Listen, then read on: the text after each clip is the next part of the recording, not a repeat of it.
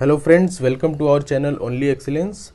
So we are back again with the Hindu 10 difficult words for 23rd July 2020. Okay, so the first word that we are going to discuss today is inevitable. Inevitable का मतलब होता है anything which is bound to happen. You cannot avoid that. If anything is very certain to happen, that is inevitable. Hindi में अगर इसका मतलब बोलें, कोई भी चीज़ अगर अटल है, मतलब उसको आप टाल नहीं सकते, उसको बोलते हैं हम इनएविटेबल. सिमिलर वर्ड इसका इंग्लिश में जो होता है दैट इज अनएवॉइडेबल.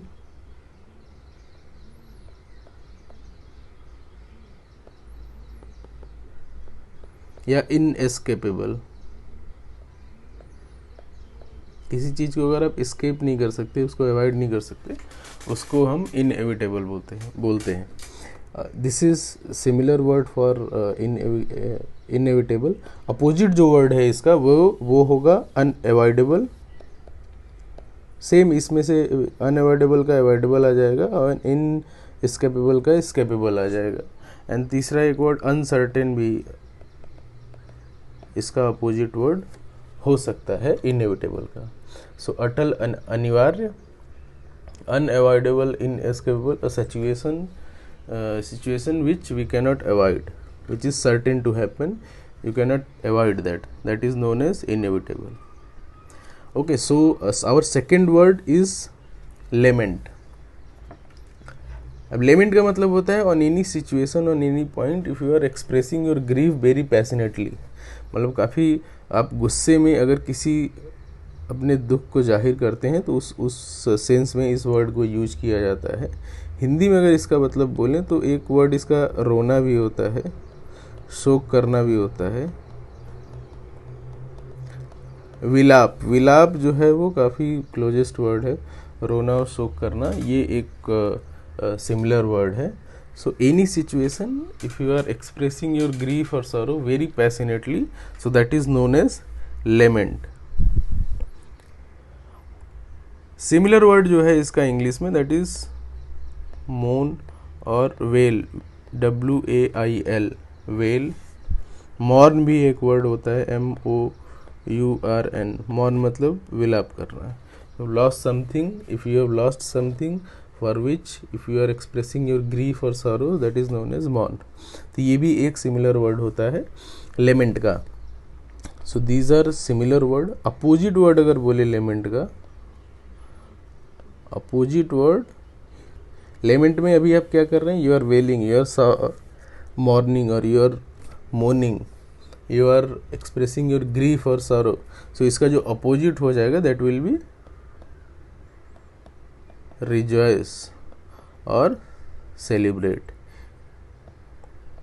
ये इसका अपोजिट वर्ड हो जाएगा लेमेंट का. So this was first word, this is second word.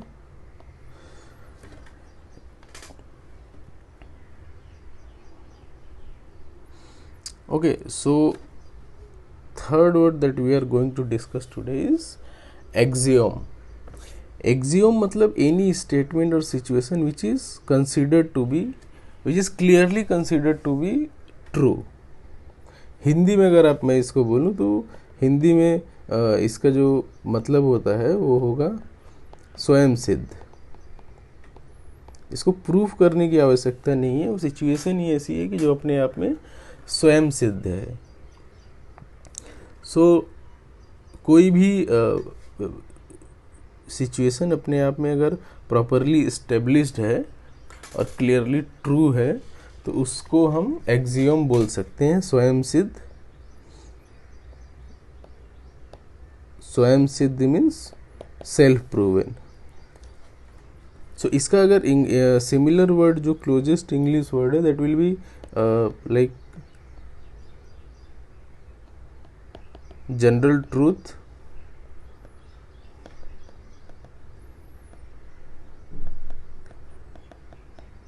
Principal भी एक इसका क्लोजेस्ट वर्ड होता है, PRINCIPLE. PLE मतलब प्रिंसिपल मतलब सिद्धांत. कोई भी सिद्धांत तब बनता है जब वो प्रूफ हो चुका रहता है। तो ये भी एक इसका सिमिलर वर्ड होता है एक्सियोम का, इसको याद रखिएगा आप लोग। नेक्स्ट जो वर्ड हम डिस्कस करने जा रहे हैं वो है हेरिटेज। हेरिटेज का हिंदी जो मतलब होता है दैट इज विरासत, inheritance. If you are inheriting something from your ancestor तो उसको हम बोलते हैं विरासत, या आप उसको हेरिटेज बोल सकते हैं। सो इफ सिमिलर वर्ड जो इसका हिंदी में है that is inheritance,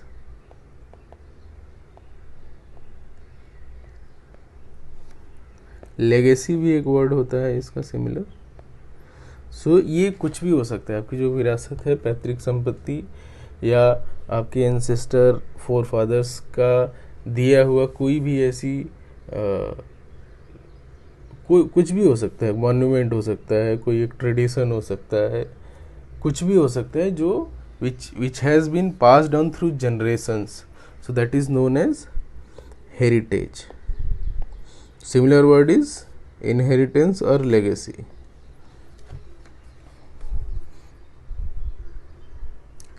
So our next word that we will be discussing today is conversely. Conversely का मतलब जैसे इसका एग्जैक्ट हिंदी अगर मतलब बोले, कन्वर्सली का मतलब होता है उल्टा। कन्वर्सली LI, इसको याद रखिएगा आप। कन्वर्सली अगर ये एडजेक्टिव के टर्म में अगर आप यूज करते हैं तो इसका मतलब होता है उल्टा। उल्टा इन द सेंस जैसे आपने कोई एक बात कही एंड उसके एग्जैक्ट अपोजिट में अगर कोई आप प्रपोजल देते हैं, बात देते हैं, तो उसको हम कन्वर्सली भी बोलते हैं। सो उल्टा बोलना या उल्टा any statement, if you have given some statement and after some time if you are making any point just opposite to that statement, that will be known as conversely. So if you have talked about plus, after some time if you are talking about minus, that is known as conversely. अब इसमें एक चीज़ याद रखिएगा, conversely जो word है that has main जो word है इसका है कन्वर्स। अब कन्वर्स दो सेंस में यूज होता है, एक होता है एडजेक्टिव के टर्म में जो यहाँ पे आप यूज कर रहे हैं उल्टा या जस्ट अपोजिट, दूसरा एक टर्म उसका होता है कन्वर्स का वर्ब के रूप में। उसका कन्वर्स जब वर्ब के रूप में होता है तो कन्वर्स का मतलब होता है बातचीत करना या टॉकिंग, कन्वर्सेशन।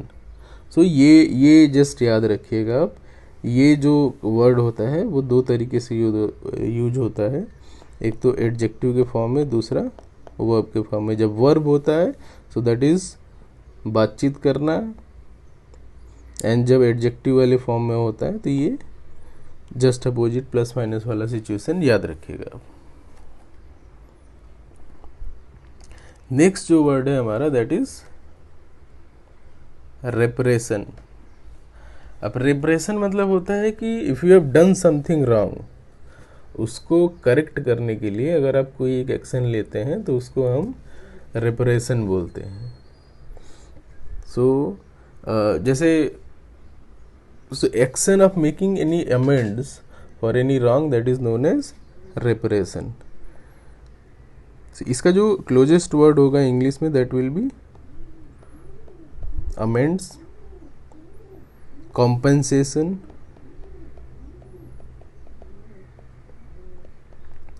और रीड्रेस भी बोल सकते हैं।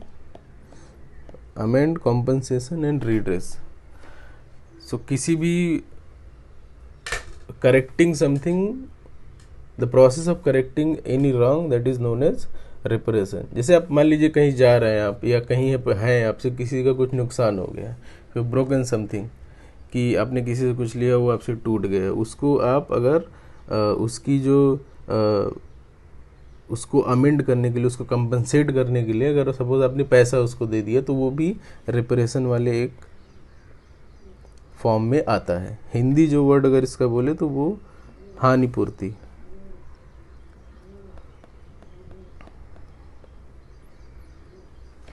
to compensate for any loss. Next जो वर्ड है दैट इज सिम्बॉलिक. सिम्बॉलिक मतलब होता है anything which is involving symbols. Symbols मतलब क्या होता है? प्रतीक या निशान या चिन्ह. सो कोई भी ऐसी चीज जो which is using symbols to represent itself, that is known as symbolic. So serving as a symbol, एक तो ये हो गया कि वो सिम्बल्स को यूज करके अपने आप को रिप्रेजेंट कर रहा है, वो हो गया. या कोई भी ऐसी चीज which itself is serving as symbol, तो वो होता है सिम्बॉलिक.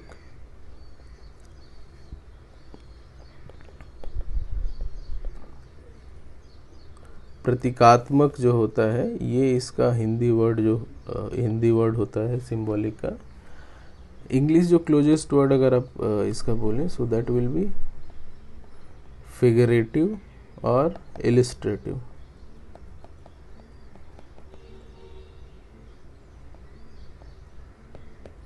फिगरेटिव और इलिस्ट्रेटिव, ये दो चीज़ें याद रखिएगा.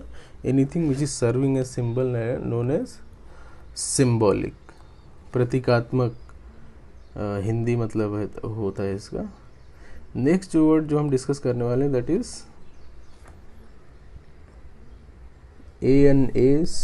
ANACHRONISM. Anachronism. Anachronism. Ana means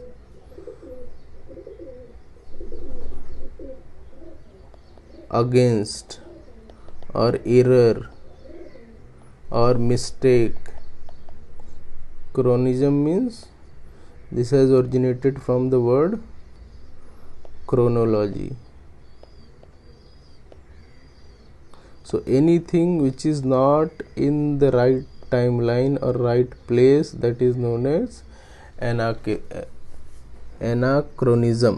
So anything which is not in its chronology, वो उस सेंस में इस वर्ड का यूज करते हैं. जैसे कोई भी चीज़, अब आज की डेट में अगर कोई ऐसी चीज़ हो रही है जो प्रैक्टिकली वो पॉसिबल नहीं है, but after some time, after 10 years, 15 years, 20 years, अगर वही चीज़ रियलिटी में कन्वर्ट हो जाती है, तो आज की जो सिचुएशन थी उसको ये बोलेंगे कि ये जो सिचुएशन थी उस समय में it was out of its chronology. बाद में वो सच भले हो गई, लेकिन उस समय it was in an error in chronology. अपने सही समय पे वो थी नहीं, मतलब it was out of place. So ये जस्ट याद रखिएगा. आज के लिए बस इतना ही. So please like, share and subscribe our channel. In case of any confusion, please do comment us, do give your feedback. Thank you very much.